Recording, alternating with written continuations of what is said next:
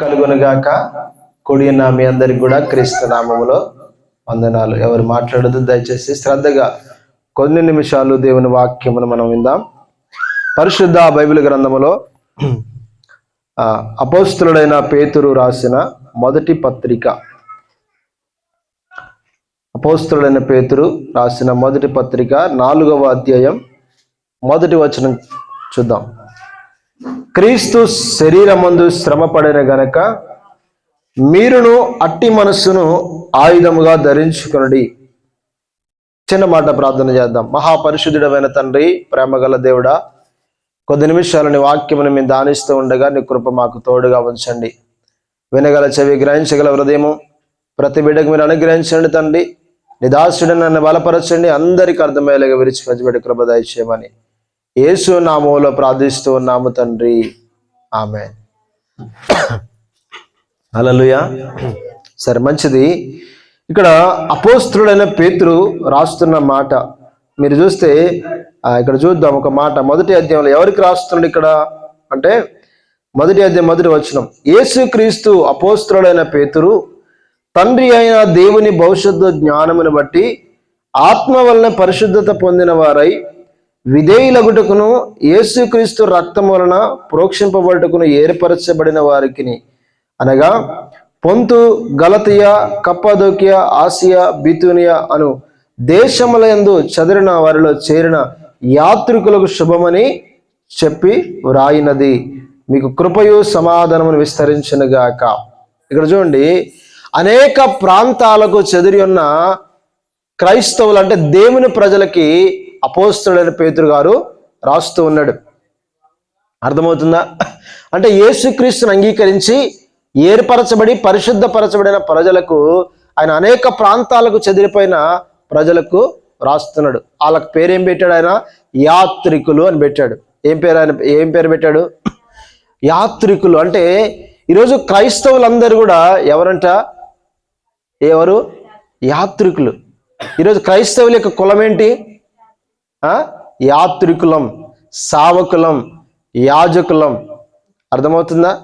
కాబట్టి క్రైస్తవునికి కులం అనేది లేదు. అర్థమవుతుందా? కాబట్టి అలాంటి ప్రజలందరికీ కూడా రాస్తూ ఉన్నాడు. ఏమని రాస్తున్నాడంటే, యేసుక్రీస్తుని గురించి చెప్తా ఉన్నాడు.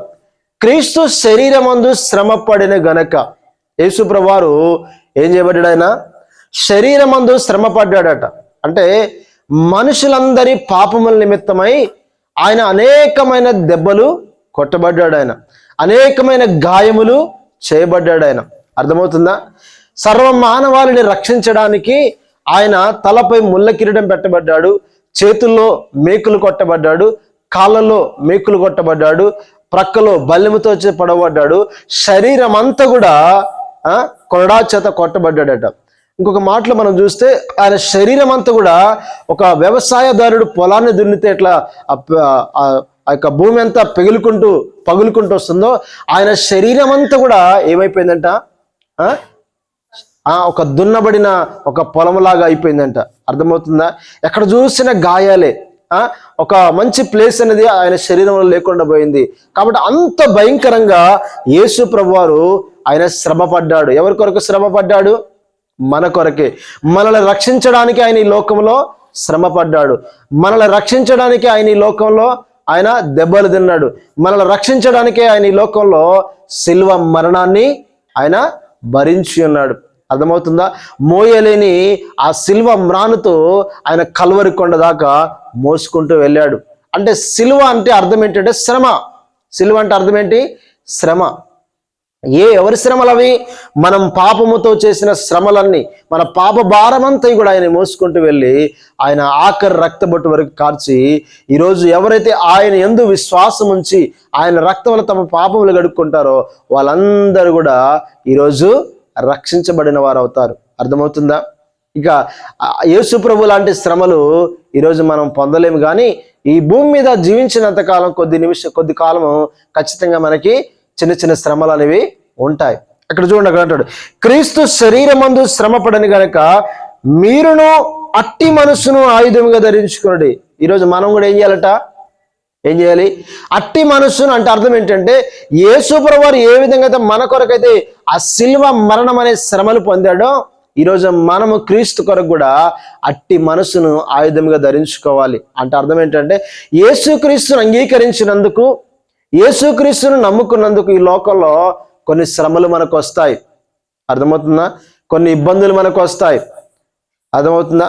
కాబట్టి ప్రియ దేవుని బిడ్డలారా గమనించండి, యేసుక్రీస్తును అంగీకరించినందుకు ఆకలి దప్పులే రావచ్చు, శ్రమలే రావచ్చు, శోధనలు రావచ్చు, తర్వాత అవమానాలు రావచ్చు, నిందలు రావచ్చు.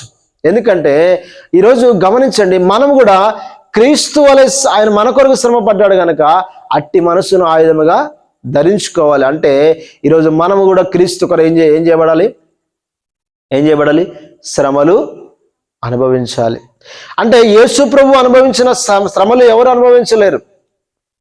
యేసు ప్రభు మోసిన సిలువను ఎవరు మోయలేరు.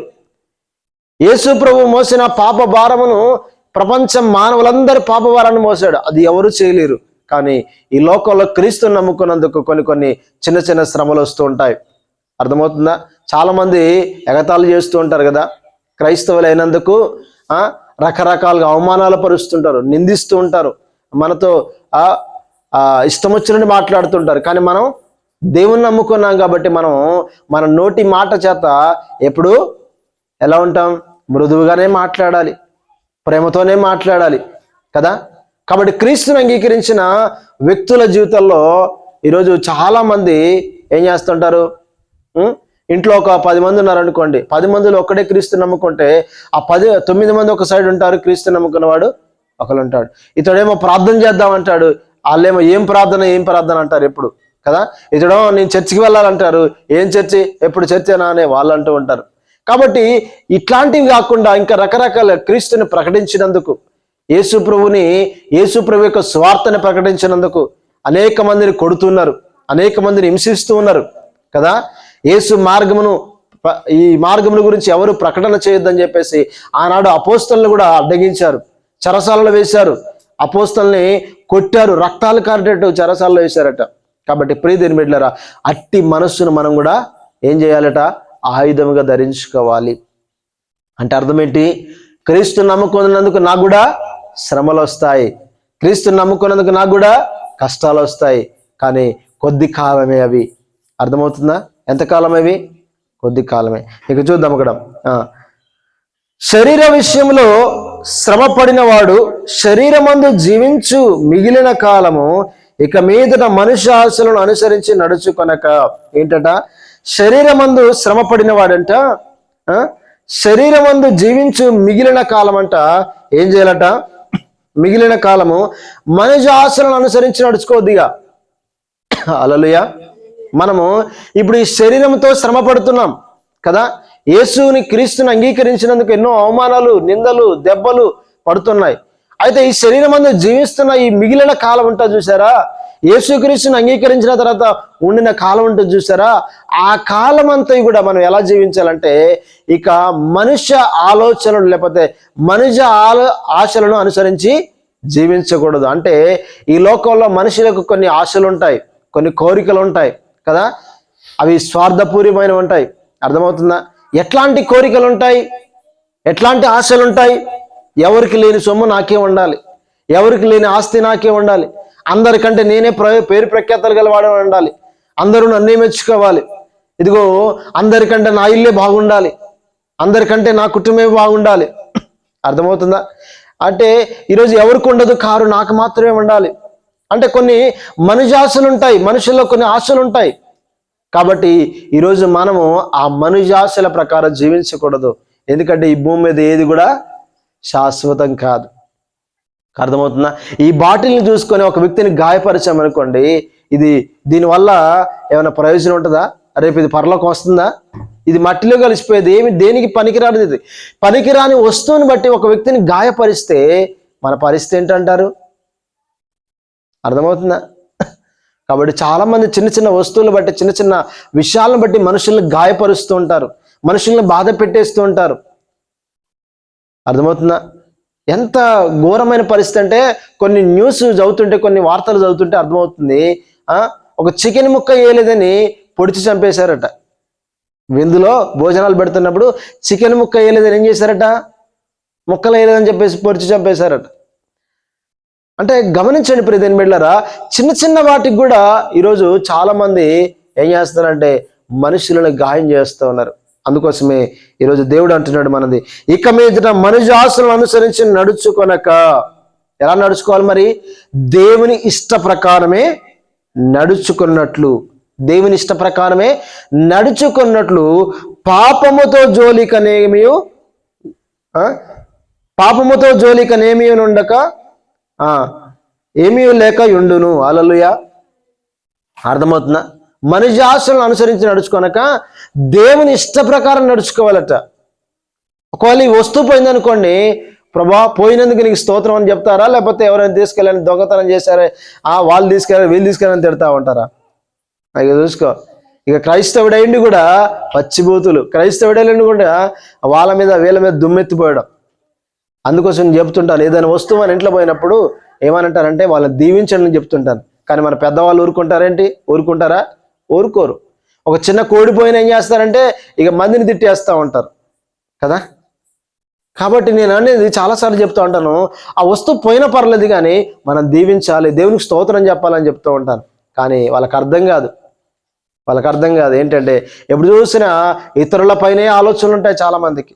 ఇతరులు కూడా ఏం చేస్తారంటే ఆ వస్తువు పోయిందో తెలియదు కానీ, ఎవరైనా తీసుకున్నారో తెలియదు కానీ, ఇక చూసుకో ఇష్టం వచ్చినట్టు తిట్టేస్తూ ఉంటారు, ఇష్టం వచ్చినట్టు మాట్లాడేస్తుంటారు. ఆ వస్తువు ఎక్కడుంది, ఏ స్థలంలో ఉంది, ఎప్పుడు పోయింది, అవేమీ పట్టించుకోరు. కానీ పోయినందుకు ఇక మందిని మనం తిట్టేస్తూ ఉంటాం. దానివల్ల ఏ ప్రయోజనం ఉండదు. చిన్న చిన్న వస్తువులకి కూడా మనం ఆవేశపడి పాపం చేస్తే దేవుని దృష్టిలో ఇంకా పాపులుగా మిగిలిపోతాం కదా. దేవుని దృష్టిలో ఇంకా పరలోక రాజ్యాన్ని పోగొట్టుకుంటాం కదా. అర్థమవుతుందా? కాబట్టి ప్రియ దేవుని బిడ్డలారా, ఈరోజు మనం ఎలా జీవించాలి? దేవుని ఇష్ట ప్రకారం, దేవునికి ఇష్టంగా జీవించాలి. దేవుడు అన్నాడు, నిన్ను ఎవరైనా తిడితే ఏం చేయాలట? క్షమించమన్నాడు ఆయన. మిమ్మల్ని హింసించే వారి కొరకు ఏం చేయమన్నాడు? ప్రార్థన చేయమన్నాడు ఆయన కదా. నిన్ను ఒక వ్యక్తి 1 మైలు రమ్మంటే నువ్వేం చేయాలట? 2 మైలు వెళ్ళాలట. ఒక వ్యక్తి నేను చెంప మీద కొడితే 2వ చెంప చూపించడానికి సిద్ధంగా ఉండాలంట. అర్థమవుతుందా? అట్లని చెప్పేసి కొన్నిసార్లు మనం న్యాయపరంగా వెళ్ళొద్దంటే వెళ్ళాలి. ఇప్పుడు సువార్తకి వెళ్ళామండి, అక్కడ ఎవరు సువార్త ప్రకటించొద్దని మనని తిట్టి పంపించడానికి ప్రయత్నం చేస్తున్నారు. అలాంటప్పుడు ఏం చేయాలి? ఎదురాడాల వాళ్ళతోటి, పోరాడాల వాళ్ళతోటి లేదు. ప్రభు అన్నాడు, మీరు ఏ ప్రాంతంలో అయితే అడుగు పెడతారో ఆ ప్రాంతంలో ఎవరైనా మిమ్మల్ని వ్యతిరేకిస్తే మీ పాదధూళి దులిపి ఆ ప్రాంతాన్ని వదిలిపెట్టి వెళ్ళండి. రేపు తీర్పు దినానంట మనం దులిపిన ధూళి రేపు సాక్ష్యం ఇస్తుందట. ఏమని సాక్ష్యం ఇస్తుందంటే, పలాని భక్తులు వచ్చి ప్రాంతంలో స్వార్థ ప్రకటిస్తుంటే ఎవరు కూడా నమ్మలేదు అని ఆ ధూళి రేపు సాక్ష్యం ఇస్తుందట. వాళ్ళు అంటారు, మాకు ఎవరు చెప్పలేదు అంటారు కదా. కొంతమంది ఈరోజు మాటలు మార్చేస్తుంటారు చాలామంది కదా, సాక్ష్యాలు తారుమారు చేస్తుంటారు. కాబట్టి రేపు దేవుని ఎదుట ఎవ్వరు కూడా సాకులు చెప్పడానికి కానీ, ఎవరు కూడా అబద్ధాలు చెప్పడానికి కానీ ఉండదు. ఎందుకంటే అన్ని మనం పుట్టింది మొదలుకొని చనిపోయేంత వరకు కూడా అన్ని రికార్డ్ అవుతుంటాయి దేవుని ఎదుట. ఏది కూడా మిస్ కాదు. అర్థమవుతుందా? ఏది కూడా మిస్ కాదు, అన్ని కూడా రికార్డ్ అవుతుంటాయి. రేపు దేవుని దగ్గరికి వెళ్ళి, దేవా నేను ఈ పాపం చేయలేదు నువ్వు అన్నావు అనుకోండి, వెంటనే బటన్ వచ్చి ఒక పెద్ద స్క్రీన్ చూపిస్తాడు. ఆ స్క్రీన్లో నువ్వు ఎక్కడెక్కడ ఏం పాపం చేసావు, ఎటు వెళ్ళావు, ఎలా మాట్లాడావు అన్ని దేవుడు చూపించినప్పుడు అప్పుడు మనం తలదించుకొని ఇక ఆయన వేసిన శిక్షకు మనం పాత్రలం కావాల్సిందే. కాబట్టి ప్రియ దేవుని బిడ్డలారా, నేను అనే మాట ఏంటంటే, ఈరోజు దేవుని ఇష్టానుసారముగానే నడుచుకున్నట్లు పాపముతో జోలిక ఏమీ ఉండొద్దు. దేవుని ఇష్టానుసారంగా నడుచుకోవాలంటే ఏం చేయాలట? పాపము జోలికి మనం వెళ్ళొద్దు. అర్థమవుతుందా? కింద చూద్దాం. ఏంటి పాపము అంటే, మనము పోకిరీ చేష్టలు ఏం మానాలి? ఇదివరకు యేసుక్రీస్తుని నమ్మకం ముందు చాలా మంది ఎలా జీవించారంటే పోకిరీ చేష్టలు, అంటే ఎగతాళి చేస్తుండేవారు, అపహాస్యాలు చేస్తుండేవారు. అమ్మమ్మ కనపడినా, వదిన కనపడినా, ఒకళ్ళ మరదలు కనపడినా, ఒక స్నేహితుడు కనపడినా ఎలా పిలిచేవారు? వరుసలతో పిలుస్తూ పోకిరీలు మాట్లాడేటట్టు మాట్లాడుతుండేవారట. అర్థమవుతుందా? కాబట్టి అలాంటి పోకిరీ మాటలు మనం మానాలి. అవి క్రైస్తవానికి తగదు. ఇంకా చూడండి, అక్కడ అంటాడు పోకిరీ చేష్టలు, తర్వాత దురాశలు. ఏంటట? దురాశ అంటే అర్థం ఏంటి? ఎవరికి లేని సొమ్ము నాకే ఉండాలని దురాశ కదా. దురాశ అంటే మన ఆశ కంటే మించినది దురాశ. ఇప్పుడు ఒక వస్తువు అవసరం ఉంది, అర్థమవుతుందా? ఇప్పుడు కూర్చోన్నాను, మంచి కూర్చో. దురాశలు చాలా మందికి ఉంటాయి. ఎందుకంటే అన్నీ నాకే కావాలి, అన్ని నేనే సంపాదించుకోవాలి, అన్ని నేనే తీసుకోవాలి. ఇప్పుడు ఇద్దరు వ్యక్తులు ఒక వస్తువు కొరకు పనిచేశారనుకోండి. ఒక 1000 రూపాయల కొరకు ఇద్దరు వ్యక్తులు పనిచేశారనుకోండి. పని చేసిన తర్వాత ఆ 1000 రూపాయలు ఇద్దరు పంచుకోవాలా లేదా? ఒక వ్యక్తి ఏం చేస్తాడంటే ఇతడు 800 తీసుకొని అతడికి 200 ఇచ్చేస్తున్నాడు. దురాశ కదా. ఎందుకు? దురాశ. కాబట్టి దురాశలు. తర్వాత ఏమంటాడు? మద్యపానము. ఏంటి? ఏం చేయొద్దు క్రైస్తవుడు? మద్యపానము అంటే ఇంకా మందు తాగకూడదు. ఈరోజు ఎన్నిసార్లు చెప్పినా క్రైస్తవులు అని వారు ఏం చేస్తున్నారంటే మళ్ళీ చుట్టాల దగ్గరికి వెళ్ళినప్పుడు, చుట్టాలు మన ఇంటి దగ్గరికి వచ్చినప్పుడు ఏం చేస్తున్నారు? మద్యపానం పోసి వాళ్ళు పాపులుగా మార్చేస్తున్నారు, నరకానికి పంపించేస్తున్నారు వాళ్ళని. ఈరోజు పాపం మనమే చేయొద్దంటే ఇతరులు కూడా పాపంలోకి పాలు భాగస్తులుగా చేస్తున్నారు. దయచేసి మీ ఇంట్లో కానీ మీకు ఎవరైనా తెలిసి ఉంటే, నువ్వు క్రైస్తవుడు కదా, బాప్టిజం తీసుకున్నావు కదా, నువ్వు ఇలా చేయకూడదు కానీ మనం హెచ్చరించాలి. అర్థమవుతుందా? కాబట్టి మద్యపానము, తర్వాత అల్లరితో కూడిన ఆటపాటలు, త్రాగుబోతుల విందులు. అల్లరితో కూడిన ఆటపాటలు అంటే సినిమాలు, డ్యాన్సులు, పెళ్లి డాన్సులు, డీజే డాన్సులు, ఇవన్నీ కూడా అల్లరితో కూడినవే కదా. అల్లరితో కూడిన ఆట పాట. ఇప్పుడు ఆ పాటల్లో పరిశుద్ధత ఉంటుందా? ఆ పాటల్లో నీతి ఉంటుందా? ఆ ఆటల్లో నీతి ఉంటుందా? ఉండదు. డబుల్ మీనింగులు కదా. డబుల్ మీనింగ్ పాటలు, డబుల్ మీనింగ్ మాటలు, డబుల్ మీనింగ్ అన్ని డాన్సులు కదా. ఈరోజు చాలామంది ఏం చేస్తున్నారంటే వాళ్ళ యొక్క మనుషులను సంతోష పెట్టాలని చెప్పేసి ఈరోజు చాలామంది ప్రజలు ఏం చేస్తున్నారంటే డబుల్ మీనింగ్లతో కూడిన పాటలు, ఆటలు పాడుతూ ఉన్నారట. త్రాగుబోతుల విందులు, తర్వాత చేయదగినవి విగ్రహ పూజలు మొదలైన వాటి అందు నడుచుకొనక. ఎలా నడుచుకోవాలంట మరి? నడుచుకొనుచు అన్యజనుల ఇష్టము నెరవేర్చుండ గతించిన కాలమే చాలును. అర్థమవుతుందా? యేసుక్రీస్తుని అంగీకరించక ముందు మనమందరం ఇవన్నీ చేశాం కదా. ఏం చేశాం? పోకిరి చేష్టలు చేశాం, దురాశలు ఆశించాం, మద్యపానం తాగాం, అల్లరితో కూడిన ఆటపాటలు, త్రాగుబోతుల విందులు, చేయదగిన విగ్రహ పూజలు, ఇవన్నీ కూడా యేసుక్రీస్తుని అంగీకరించక ముందు చేసినవే. కాబట్టి ప్రభు అంటున్నాడు, పేతురు అంటున్నాడు వారితోటి, ఇవన్నీ చేయుటకు గతించిన కాలమే ఇక చాలు. ఇక ఎవ్వరు కూడా అలాంటివి మరలా చేయకూడదు. ఎందుకు చేయకూడదు?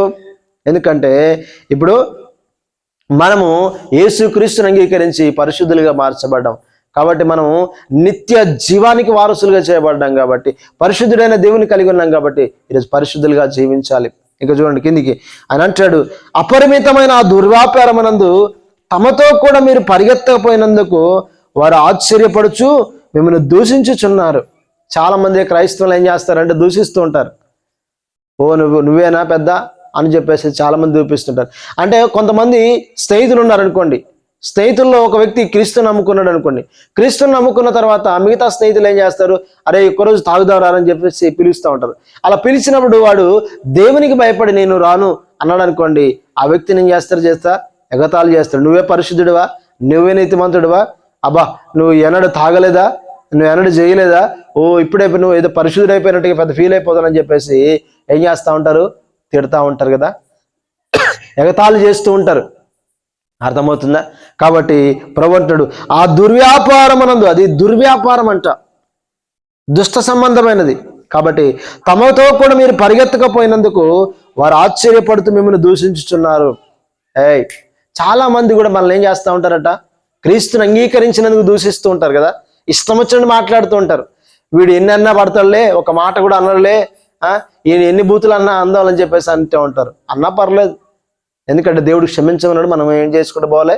క్షమించుకుంటూ పోవాలి. అర్థమవుతుందా? ఇక ఏం చేయాలంటే మరి చూడండి, అలాంటి వారికంట ఖచ్చితంగా ఒక దినాన్ని తీర్పు ఉంటుందట.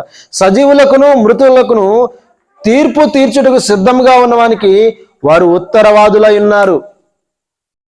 అర్థమవుతుందా? కూర్చో.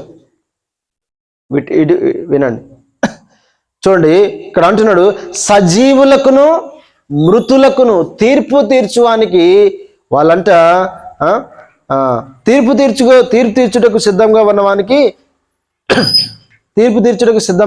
ఏం చేయాలట? వారు ఉత్తరవాదులు ఉన్నారట. అంటే సమాధానం చెప్పవలసిన వారు అయినారు. ఒక దినాన యేసుక్రీస్తుని అంగీకరించకుండా ఎగతాళి చేస్తూ ఇష్టం వచ్చినట్టు మాట్లాడుతున్న వారందరూ రేపు దేవుని ఎదుట ఏం చేయాలట? దేవునికి సమాధానం చెప్పాలి, దేవుని ఎదుట నిలబడాలి.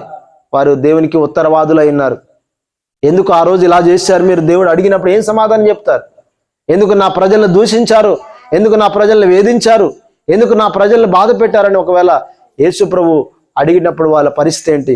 కాబట్టి గుర్తుపెట్టుకోవాలి, ప్రతి మానవుడు ఒకడు గుర్తుపెట్టుకోవాలంటే మనం చేసే ప్రతి పనికి లెక్క అప్పగించాలి. మనం మాట్లాడే ప్రతి మాటకి లెక్క అప్పగించాలి. అర్థమవుతుందా? ఏది దేవుడు ఊరికే వదిలిపెట్టడు. ఆయన మృతులకును, చనిపోయిన వారికి, తర్వాత సజీవులకు కూడా ఆయన తీర్పు తీర్చే దేవుడు. కాబట్టి ప్రియ దేవుని బిడ్డలారా, మన జాగ్రత్తగా బ్రతకాలి. ఈ క్రైస్తవ జీవితాన్ని యాత్రను ఖచ్చితంగా జాగ్రత్తగా మనం అనుసరించాలి. ఇక లాస్ట్గా మనం చూసుకుందాం, ముగించుదాం. మృతులు తమ శరీర విషయంలో మానవరీత్యా తీర్పు పొందినట్లు ఆత్మ విషయంలో దేవుని బట్టి జీవించినట్లు వారికి కూడా సువార్త ప్రకటింపబడెను. అర్థమవుతుందా? చనిపోయిన వారికి కూడా దేవుని సువార్త ప్రకటించబడింది, ఆత్మ విషయాలు వారు జీవించినట్లు. కాబట్టి ప్రియదేవుని బిడ్డలారా, ఇక ప్రభు అంటున్నాడు లాస్ట్గా, అన్నిటి అంతము సమాప్తమై ఉన్నది గనక మీరు స్వస్థ బుద్ధి గలవారై ప్రార్థన చేయుటకును మెలకుగా ఉండుడి. ఇప్పుడు ఏం చేయాలి మరి మనం? చూడండి, అన్నిటి అంతము సమాప్తమైంది. గుర్తుపెట్టుకోండి, ఈ లోకంలో మనం ఎంత విర్రవీగినా, ఎన్ని సంపాదించినా, ఎన్ని పోగేసుకున్నా, ఎన్ని పేరు ప్రఖ్యాతలు కలిగినా అన్నిటికీ అంతం ఏమైపోయిందట? దగ్గరగా ఉంది, సమీపంగా ఉంది. కాబట్టి ఈ భూమి అంతము కాబోయే దినాలు రాబోతున్నాయి. అర్థమవుతుందా? కాబట్టి యేసు రాకడ దినాలు రాబోతున్నాయి. అన్నిటికీ అంతము సమాప్తమైనది. ఈ భూమి ఆకాశములు కూడా లయమైపోయే పరిస్థితి ఒకటి రాబోతుంది. కాబట్టి జాగ్రత్త ప్రియ దేవుని బిడ్డలారా. ఇప్పుడు మనం ఏం చేయాలట? అన్నిటి అంతము సమాప్తమై ఉన్నది గనక మీరు స్వస్థ బుద్ధి గలవారై. మరి బుద్ధి ఎలా ఉండాలట? స్వస్థ బుద్ధి. స్వస్థ బుద్ధి అంటే అర్థమవుతుందా? అరే నీకు బుద్ధి ఉందా అని అంటాం. అంటే అలా ఎందుకన్నాం ఆ మాట?